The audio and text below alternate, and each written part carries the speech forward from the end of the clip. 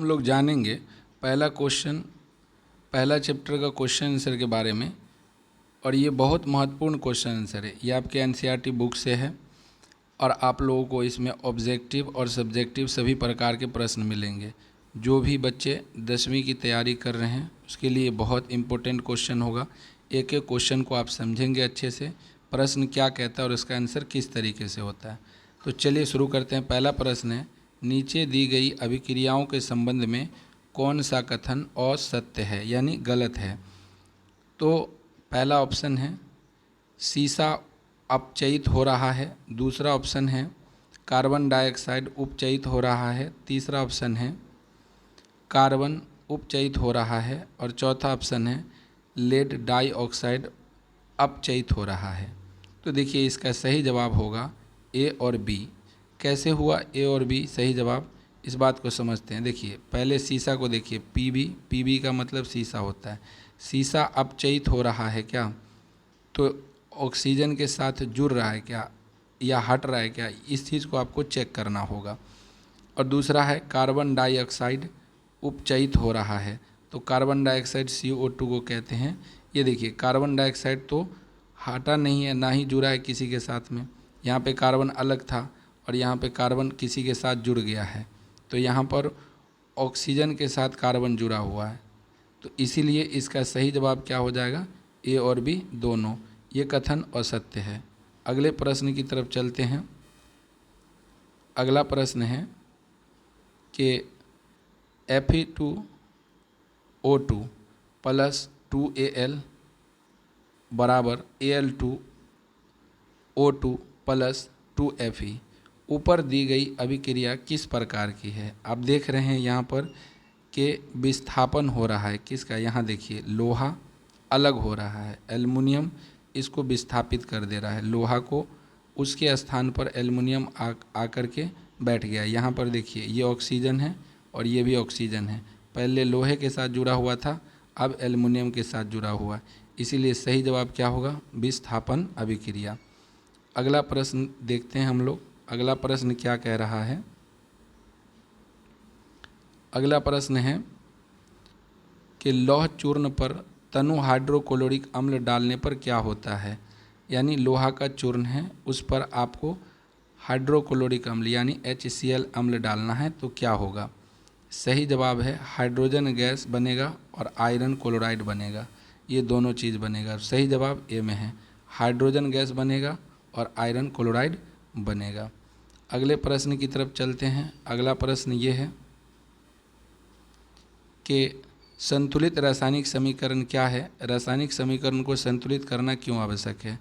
हमने इससे पहले वाले क्लास में आपको थियोरी पूरा पढ़ा दिया है, इसमें केवल क्वेश्चन आंसर हम लोग करेंगे। आइए आंसर समझते हैं। संतुलित रासायनिक समीकरण वह समीकरण है जिसमें अभिकारक और उत्पाद दोनों ही ओर रासायनिक अभिक्रिया में भाग लेने वाले प्रत्येक तत्वों की परमाणु संख्या समान होती है। आप जानते होंगे कि वह रासायनिक समीकरण जिसमें ये अभिकारक होता है और इस तरफ प्रतिफल होता है, दोनों का परमाणु संख्या बराबर होगा तो उसको हम संतुलित कहेंगे।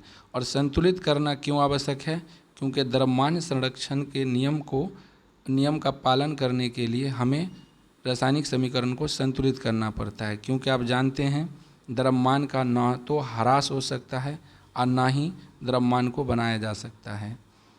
तो इसका आंसर समाप्त हुआ। अगले क्वेश्चन की तरफ चलेंगे। अगला क्वेश्चन है कि निम्नलिखित कथनों को रासायनिक समीकरण के रूप में परिवर्तित करके उन्हें संतुलित कीजिए। आप देख रहे होंगे यहाँ पर है नाइट्रोजन हाइड्रोजन गैस से संयोग करके अमोनिया बनाता है। आपको सिर्फ इसको लिखना है संकेत और सूत्र में। देखिए ये रहा आपका हाइड्रोजन गैस, ये रहा नाइट्रोजन गैस, ये दोनों जब अभिक्रिया करता है तो ये बनाता है अमोनिया। अमोनिया का सूत्र होता है NH3। अगला देखिए, बढ़िया से समझिए, फिर से एक बार समझिए। देखिए ये हाइड्रोजन है, ये नाइट्रोजन है और ये अमोनिया बना रहा है। यही चीज़ यहाँ पे बोला गया है कि नाइट्रोजन हाइड्रोजन गैस से संयोग करके अमोनिया बनाता है। इसको आपको समीकरण के रूप में लिखना था, आपने लिख दिया। अगले प्रश्न को देखिए। अगला प्रश्न कह रहा है कि हाइड्रोजन सल्फाइड गैस का वायु में दहन होने पर जल एवं सल्फर डाइऑक्साइड बनता है। यहाँ पे देखिए, ये है hydrogen sulphide, hydrogen sulphide gas हो गया। जी का मतलब यहाँ गैस है। ऑक्सीजन में दहन करेंगे तो O2 हो गया। बनेगा क्या? जल और सल्फर डाइऑक्साइड। देखिए, ये है सल्फर डाइऑक्साइड और ये है जल। बस आपको सिर्फ क्या करना है, संकेत और सूत्र की सहायता से लिख देना है। बेहद आसान जवाब होगा इसका। अगला प्रश्न देखते हैं। यहाँ पर है अमोनिया क्लोराइड एवं बेरियम सल्फेट का अवक्षेप देता है। यहाँ पे देखिए, ये है बेरियम क्लोराइड, ये है एल्युमिनियम सल्फेट। ये दोनों जब अभिक्रिया करता है तो एल्युमिनियम क्लोराइड और बेरियम सल्फेट बनाता है। ये जवाब है इसका। अगला क्वेश्चन है, अगला क्वेश्चन इसमें यह कह रहा है कि पोटेशियम धातु जल के साथ अभिक्रिया करके पोटेशियम हाइड्रोक्साइड एवं हाइड्रोजन गैस बनाता है। ये देखिए, ये पोटेशियम हो गया, ये जल हो गया। देखिए, ये पोटेशियम है, ये जल है। अभिक्रिया किया, अभिक्रिया करने के बाद पोटेशियम हाइड्रोक्साइड यानी KOH बनाएगा और हाइड्रोजन गैस को उत्पन्न करेगा। ये रहा हाइड्रोजन गैस। बहुत आसान होता है, इसको आप 1 से 2 बार वीडियो को आराम से देखिएगा, घबराने की ज़रूरत नहीं है, तुरंत बन जाएगा। अगला देखिए, अगला क्वेश्चन, जैसा कि हमने संतुलित करना आपको सिखाया था, इसमें भी हम लोग संतुलित करना सीखेंगे। तो चलिए हम लोग संतुलित करना सीखेंगे। यहाँ देखिए, HNO3 है, HNO3 है और CaOH2 है। इसको पढ़ते हैं हाइड्रोजन नाइट्रेट। यहाँ पर कैल्शियम हाइड्रोक्साइड, ये है कैल्शियम नाइट्रेट और ये है जल। अब यहाँ देखिए, इसको संतुलित कैसे किया गया है। यहाँ पे देखिए H1 है और यहाँ पर H2 है, तो यहाँ पर पहले 2 ले लिया गया है। फिर देखिए NO3 1 है, यहाँ NO3 2 है, तो यहाँ पर भी देखिए NO3 2 हो गया। फिर कैल्शियम 1 है, इसमें भी कैल्शियम 1 है, इसमें भी कैल्शियम 1 है। उसके बाद OH देख लीजिए, यहाँ पर 2 है, 2 है। ये Ca 1 है, 1 है। NO3 2 है, 2 है। और फिर यहाँ पर देखिए हाइड्रोजन इधर में 2 था और इसको बराबर करने के लिए यहाँ पे 2 डाल दिया गया। इसको हम जब लाइव क्लास में आएंगे तो संतुलित करना अच्छे से सिखाएंगे। वैसे यहाँ पे इसका आंसर दिया हुआ, आप लोग देख करके संतुलित कर सकते हैं या क्लास में बता दिया जाएगा, उसमें भी आप समझ सकते हैं बड़ी आसानी से। चूँकि यहाँ पर स्पेस कम मिलता है लिखने का, इसीलिए थोड़ी दिक्कत होती है। आपको लाइव क्लास में बता दिया जाएगा, दिक्कत की बात नहीं। ये क्वेश्चन का ये क्वेश्चन है और ये इसका आंसर है। आप देख लीजिएगा, आराम से बना के ट्राई कर लीजिएगा। चलिए अगले प्रश्न की तरफ चलते हैं। अगला प्रश्न है कि निम्नलिखित अभिक्रियाओं को संतुलित रासायनिक समीकरण लिखिए। देखिए, फिर वही आसान सा क्वेश्चन है। कैल्शियम हाइड्रोक्साइड देखिए CaOH2 लिखेंगे, कार्बन डाइऑक्साइड तो CO2 लिखेंगे, कैल्शियम कार्बोनेट तो CaCO3 लिखेंगे और जल है तो जल का H2O लिखेंगे। ये हो गया। अब इसको संतुलित करने के लिए आप देख लीजिएगा, दोनों तरफ तत्वों के परमाणु संख्या को बराबर कर लीजिएगा। बेहद आसान क्वेश्चन सब है। फिर देखिए अगला प्रश्न, देखिए जिंक है तो जिंक के लिए देखिए Zn है, सिल्वर नाइट्रेट है तो सिल्वर नाइट्रेट के लिए AgNO3 है, जिंक नाइट्रेट है तो ZnNO3 × 2 है, सिल्वर है तो सिल्वर के लिए Ag है। अगला देखिए अमोनियम है तो अमोनियम, एल्युमिनियम है तो एल्युमिनियम के लिए Al है, कॉपर क्लोराइड है तो कॉपर क्लोराइड के लिए CuCl2 है। उसके बाद देखिए एल्युमिनियम क्लोराइड है तो AlCl3 हो गया इसका सूत्र, कॉपर के लिए Cu हो जाता है इसका सूत्र। फिर देखिए बेरियम क्लोराइड है तो BaCl2 हो जाएगा, पोटेशियम सल्फेट है तो K2SO4 हो जाएगा, बेरियम सल्फेट है तो BaSO4 हो जाएगा, पोटेशियम क्लोराइड है तो पोटेशियम क्लोराइड के लिए KCl हो जाएगा। ये सब इसका सूत्र होता है, क्लास में आपको बताए थे, आसानी से आप लिख सकते हैं इसको। अगला क्वेश्चन देखिए, अगला क्वेश्चन है, जैसा कि आप देख रहे होंगे, निम्नलिखित अभिक्रियाओं को संतुलित रासायनिक समीकरण लिखिए और प्रत्येक अभिक्रिया के प्रकार लिखिए। मतलब ये कौन सा अभिक्रिया का प्रकार है। जैसे देखिए पोटेशियम बोरोमाइड है तो पोटेशियम बोरोमाइड को KBr लिखेंगे, बेरियम आयोडाइड है तो BaI2 लिखेंगे। बन रहा है क्या, पोटेशियम आयोडाइड तो Ki बन रहा है और बेरियम बोरोमाइड तो यहाँ पर BaBr2 बन रहा है। ये किस प्रकार की अभिक्रिया है, ये संतुलित भी है और द्विविस्थापन अभिक्रिया। आप देख रहे होंगे के किसके साथ जुड़ रहा है, आई के साथ, और बी आर किसके साथ जुड़ रहा है, तो बी ए के साथ। तो ये जो देख रहे हैं आप, इसी को द्विविस्थापन बोलते हैं। इसमें एक परमाणु दूसरे परमाणु को हटा देता है, यानी प्लस और माइनस का आदान प्रदान होता है। हमने वीडियो में बात किया था कि प्लस माइनस का जब आदान प्रदान होता है आयनों का, तो उसको हम क्या कहते हैं? जब आयनों का आदान प्रदान होता है तो उसे हम क्या कहते हैं? मैंने बताया था आपको कि द्विविस्थापन अभिक्रिया कहते हैं। अगला देखिए, हाइड्रोजन है और क्लोरीन है। यहाँ देखिए हाइड्रोजन।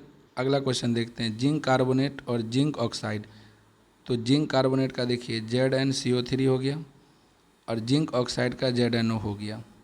ये कार्बन डाइऑक्साइड, तो ये कार्बन डाइऑक्साइड का CO2 हो गया। ये संतुलित भी है और वियोजन अभिक्रिया। आप देख रहे होंगे एक टूट करके दो ठू बन रहा है, तो इसको क्या कहेंगे? वियोजन कहेंगे।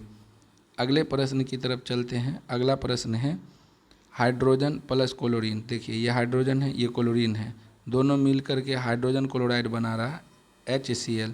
ये भी संतुलित है और दो ठू मिल के एक ठू बन रहा है, तो इसीलिए इसको क्या कहेंगे? संयोजन अभिक्रिया। अभिक्रिया का प्रकार भी बोला लिखने के लिए, इसीलिए हम लोग लिख रहे हैं। अगला प्रश्न देखिए, अगला प्रश्न है मैग्नीशियम और उसके साथ हाइड्रोक्लोरिक अम्ल जुड़ रहा है, तो ये बन रहा है मैग्नीशियम क्लोराइड।